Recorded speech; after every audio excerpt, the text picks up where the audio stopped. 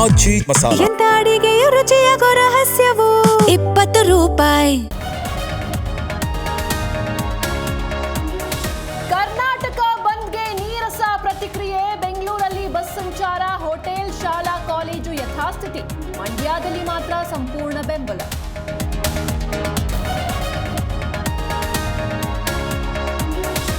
Central ಜೈಲಿನ ಮತ್ತಷ್ಟು ಕರ್ಮಕಾಂಡ ಬಯಲು. ಪ್ರಜ್ವಲ್ ಡೈರಿಯಲ್ಲಿ 30ಕ್ಕೂ ಹೆಚ್ಚು ಫೋನ್ ನಂಬರ್ಸ್ ಪತ್ತೆ.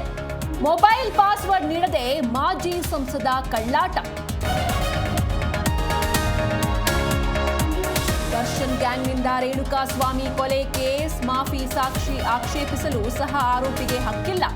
ಹೈಕೋರ್ಟ್ನಲ್ಲಿ ದರ್ಶನ್ ಸಲ್ಲಿಸಿದ್ದ ಮೇಲ್ಮನವಿ ವಜಾ.